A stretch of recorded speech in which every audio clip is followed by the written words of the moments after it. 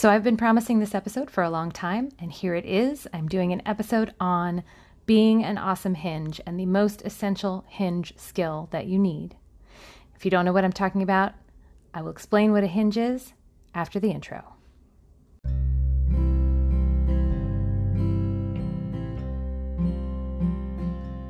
Welcome to Making Polyamory Work. Hi, I'm Libby Sinback, and I want to thank you for being with me today. I am a queer polyamorous mom and a relationship transformation coach, and I'm here to help you if you're feeling stuck, if you're struggling, if you want your relationships to be more nourishing, more functional, more authentic, and full of love. On my show, I go deep into what actually makes polyamorous relationships work, because relationships are at the core of our well-being as humans. I think love is why we're here and how we heal. So before I go into today's episode, I have updated this recording from the future because I want to let you know that right now, the doors are open for a new cohort of the Relational Non-Monogamy Circle. We are going to get started on November 7th. That is a Sunday. We're going to be meeting on Sunday afternoons all the way through until early March. The Relational Non-Monogamy Circle is my signature offering. It is so cool. It is a 4-month small group program where we go deep into many of the concepts I discuss on the podcast, as well as even more concepts that I only go into with my coaching clients. This is all of the best things that I have to offer distilled down into 16 weeks of awesomeness. It's designed so that you can learn, practice skills, receive hot seat coaching from me, as well as individualized support. And I approach things with a trauma-informed ecological lens. And what I mean by that is wherever you are, wherever you're coming from, you belong here, you matter, you deserve care and compassion, and we're all in this together. We're all connected. If you're interested and you want to learn more, you can check it all out and get all the details at relationalnonmonogamy.com. And so I encourage you, check it out. It's super awesome, and I am so excited to be offering this again. I offered it back in June with amazing results for all of the folks that joined, and I am so excited to offer it again. So really, check it out. You don't want to miss it. Okay, now I'm going to go into today's episode. Thanks for listening.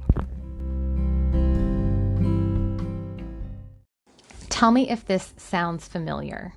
Ruby is dating two people, Aaron and Blake. Ruby loves Aaron and Blake both and strives to have a non-hierarchical relationship with both of them, meaning neither has any prescribed status or priority above the other. But Ruby is often finding herself working very hard to keep both of these people happy and nourished in their relationships with her.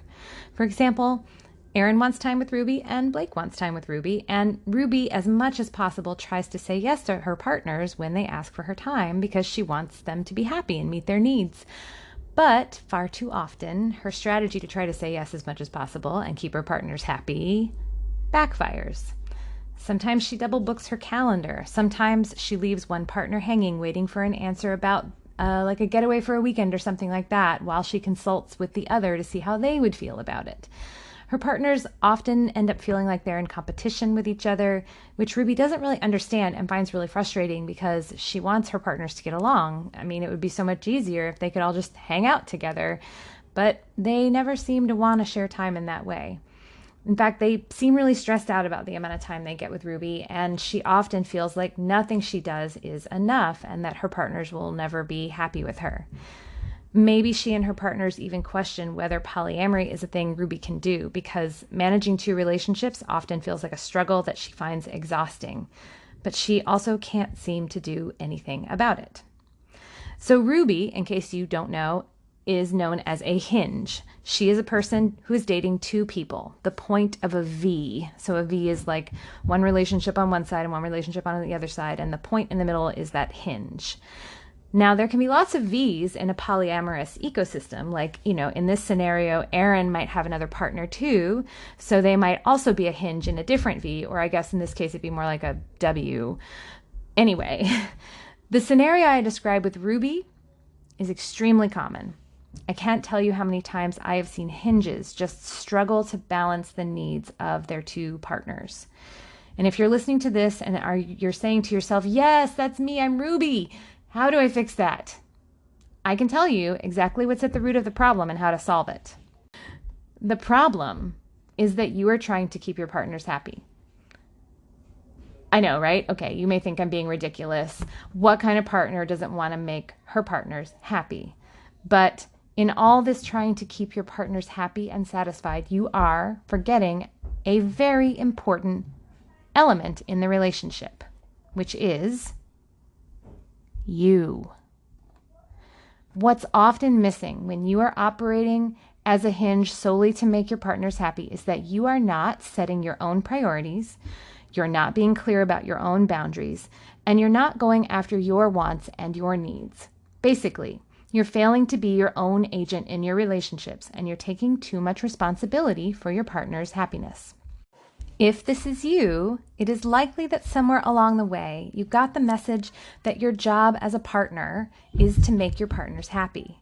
Or maybe you even believe that other people's happiness with you is the proof that you are worthy, that you belong in this relationship, that the relationship is valid, and that you're allowed to be loved. And this is way, way common in monogamous relationships. And a lot of scripts out of monogamy might even say that this is what you're supposed to do, that you're supposed to sacrifice yourself and your own sense of well-being for your partner's happiness, and that that is why you're there. But there are some problems with approaching relationships this way. For one, when you see your only role as making your partners happy, as a hinge, you end up not really a hinge so much as like a fulcrum point between the happiness of your two partners. Now, picture this, okay? A fulcrum point means there's a point and then there's a straight like line, like a seesaw. Someone is always going to be feeling up or down, and they're going to be able to see that, and they're going to be super hyper conscious of it. This is what leads to that feeling of being in competition with each other. If your needs are not part of the equation, then it's just one partner's needs against the others. Also, when your partners ask you for something, they may never feel sure if you really want to do what they want or if it's just that you're placating them. They won't feel like you're an equal and active participant in defining the relationship and what it is and what you're doing together.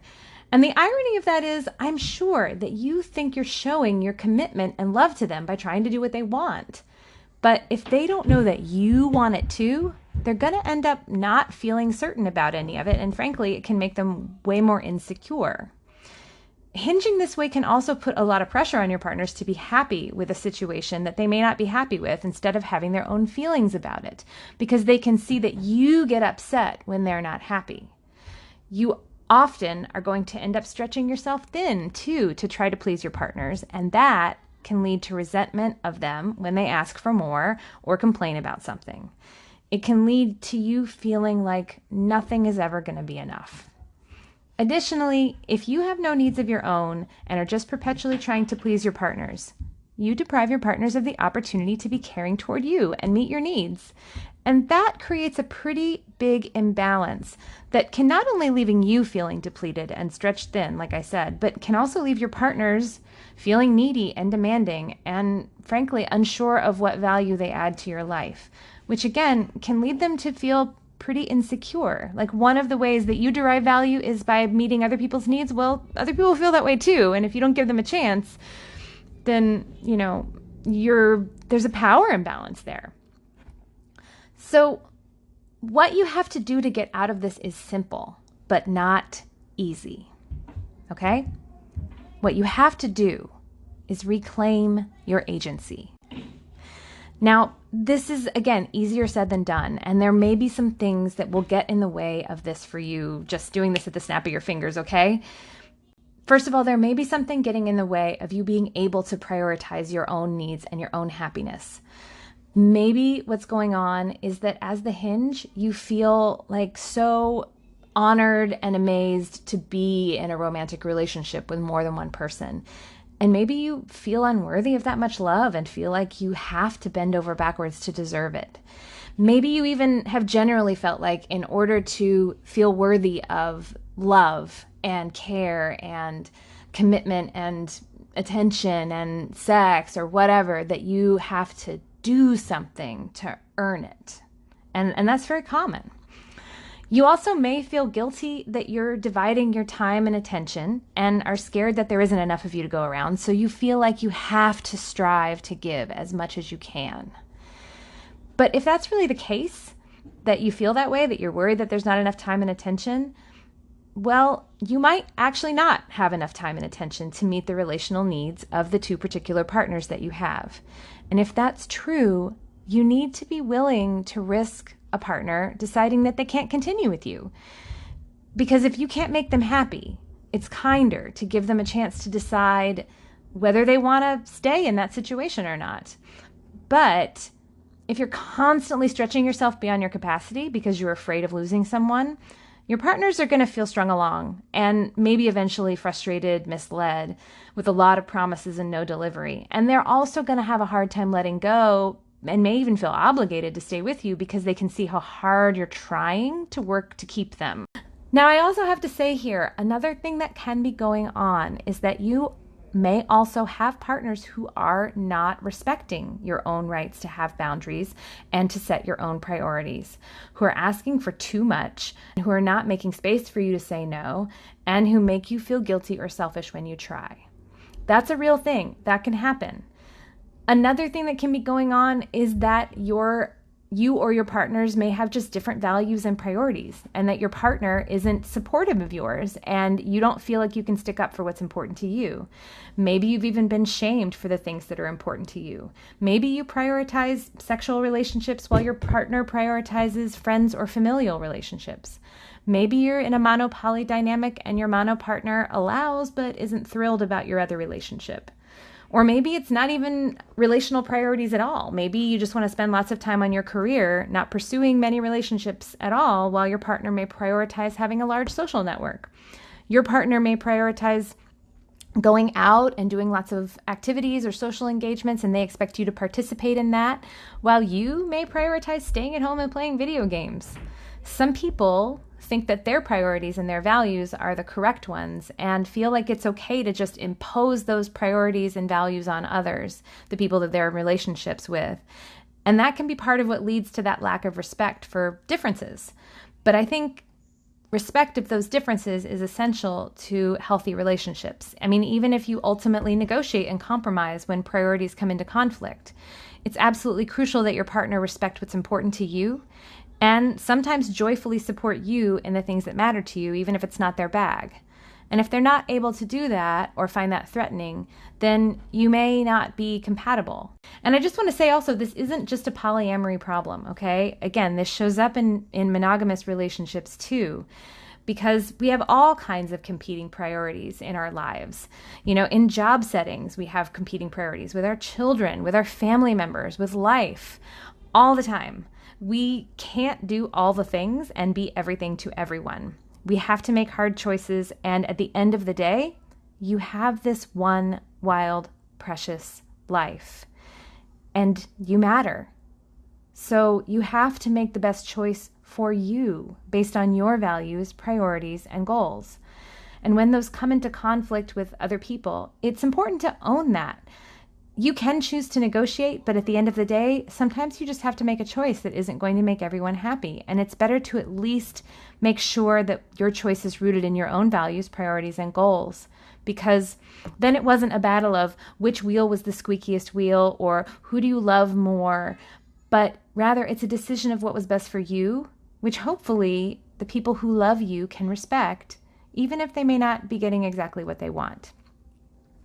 So once you've gotten clear on what may be going on that is getting in the way of you having your own agency and maybe worked through some of those issues, here are some practical ways that you can be an agent in your relationships so that you can be a better hinge partner. Now here's maybe one of the most important shifts you can make. Are you ready? All your time belongs to you. I'm going to say that again. All your time belongs to you. Unless you're a parent and then all your time belongs to your kids. But you know what I'm saying. All your time belongs to you, even the time you've committed yourself to spending with someone else. Nobody is entitled to your time. And if partners are acting like they are, it's important to put your foot down about that. And this is true even if you're monogamous. I think there's this implicit expectation in monogamous relationships that default time is always partner time, and anything you want to do has to get outside of that, has to get cleared with your partner. I even thought that early on in my relationship with Drew, and I'm very lucky that Drew pushed back hard and was like, nope, you have to ask me. You don't just get to make plans on my behalf. I get to say no. And this is true. You get to say no. Your time belongs to you. You get to say no. You get to reschedule if you aren't feeling good or you just aren't up for it or you're not excited about the thing anymore. I mean, don't be a jerk or a flake, but nobody owns your time. You do. And you get to decide what you do and with whom and how long. Your time is yours. Similarly, your priorities are yours to set. When your partner asks you for something, the question is not, can I say yes to this? The question is not, will my other partner be okay with this? The question is, do I want this or not? Is this in alignment with what's important to me, my values, my commitments, my priorities, my goals, my joy? If you have a conflicting commitment, your question is not, whose need is greater? The question is, which of these is most in alignment with what's important to me, my values, my commitments, my goals, my joy? Now, it can be in alignment with your priorities to prioritize someone else's needs above your own.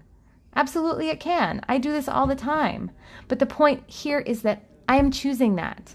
And so then it's about what I want, it's about what's important to me and not what another person is demanding of me. And this is so important to own with your partners. And so you also want to make a practice of compassionately and clearly communicating with your partners around your yeses and your nos and explain to them why your choices are important to you, your life, your values, your priorities, your joy. And if you have to shift things around with one partner to accommodate something else important to you, even if it's another partner, yes, your partners may be disappointed. And you're going to have to learn how to cope with your partner's disappointment. Disappointment is a feeling that everyone has and everyone has to learn to deal with. And it is a feeling that they're entitled to feel. And it doesn't mean you're an uncaring monster if you disappoint your partners. It just means you aren't perfect and you can't be everything to everybody. And your partners get to decide what they want to do with their disappointment. They can choose to accept it graciously, they can choose to protest, or they can choose to move on. And that's really their choice. And also, you've heard me say this on the When You're Meta Don't Wanna episode. If you choose to prioritize one partner over another, it's your choice. And again, that's about what's important to you. And it's really crucial for you to own that, because otherwise what you're doing is you're throwing one partner under the bus with the other one. And then again, that's going to contribute to that feeling of your partners feeling in competition with each other. And the thing is, if you're doing that, what you're doing is you're trying to avoid you being responsible for your partner's disappointment. And it's important that you are. And as you do this, you may need to ask for reassurance from your partners when you know you're going to be letting them down in some kind of way. And a good partner, again, will be able to deal with their disappointment and will also be happy for you if they know that you're doing what's best for you. And if you're truly messing up with them, hopefully also they can hold you lovingly accountable and ask for what they need and what they want, rather than just tearing you down or making you feel guilty or shaming you. And if your partners don't respect your boundaries and your priorities and your needs, and instead are feeling entitled to your time and your intention and throw a big gigantic fit anytime you set limits and boundaries with them, or say no, or disappoint them, or choose something that they don't want you to choose, there may be a deeper conversation to have about that, because entitlement and feeling like you get to set the agenda with someone else is a sign that your partner isn't respecting your agency and may not want you exercising that. And that is a big red flag. That's just definitely, first of all, not compatible with non-monogamy, because it's controlling.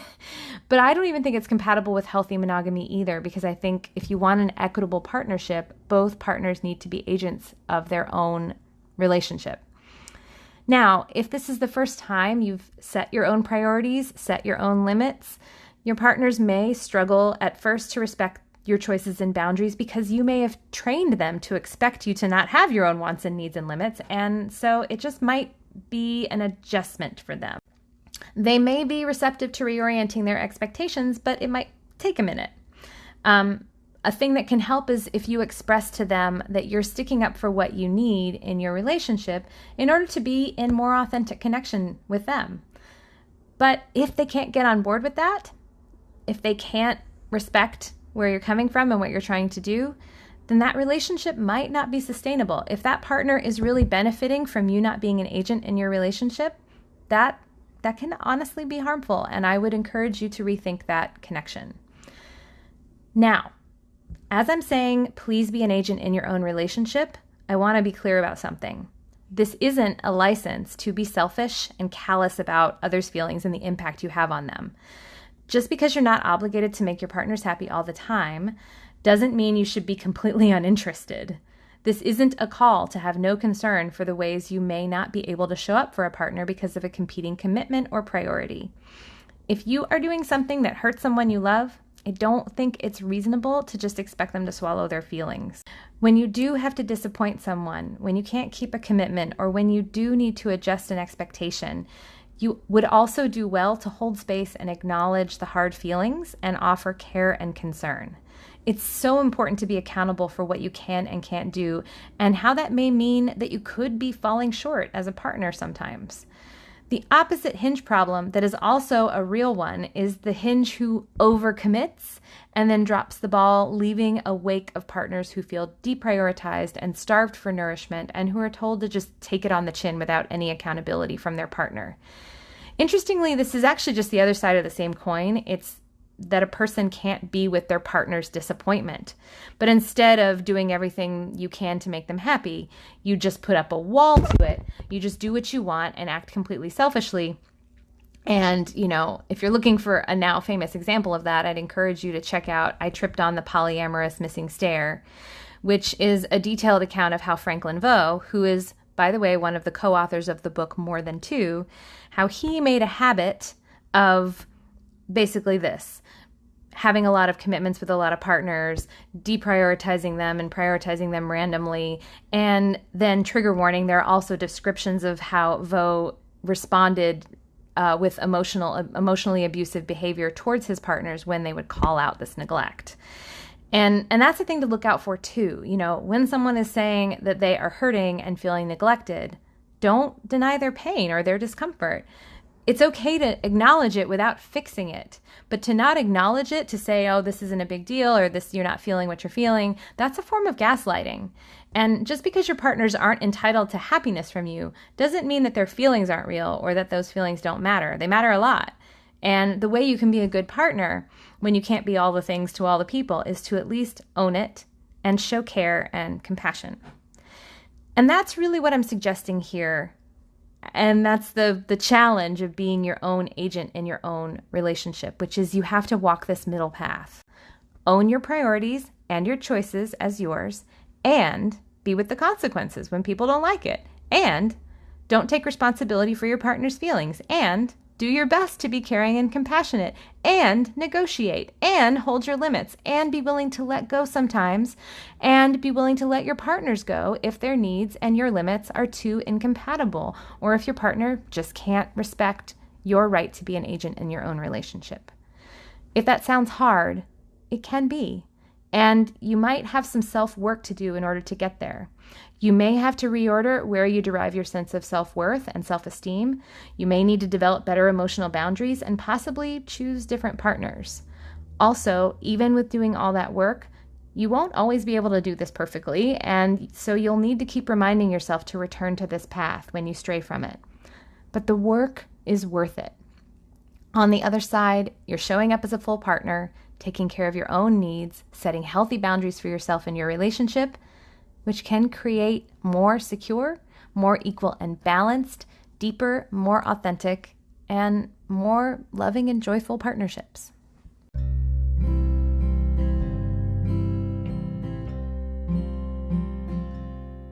Thank you so much for joining me today. If you have any thoughts about what I've said or a question for my show, I'd definitely love to hear from you. You can reach me on my website, libbysinback.com. You can email me at libby@libbysinback.com, or you can connect me on Facebook or Instagram. I'll also say that if you're loving my podcasts, but maybe you're feeling like your relationship could use more help, this is the work I do with my coaching clients every day. If you're interested, you can set up a free introductory session with me to see if coaching might be a good fit for you. There's a link in the podcast description for you to sign up, or you can just go to talktolibby.com. Slots are limited though, and one thing I've heard from some folks is that they have a hard time finding a slot, and that's just because sometimes I'm very busy, and I just encourage you to keep checking back because those slots keep opening up over time on a rolling basis. If you think this podcast is awesome, please share it with your friends too. Share it with your network, share it with your Facebook groups, etc. And make sure to subscribe so you don't miss an episode.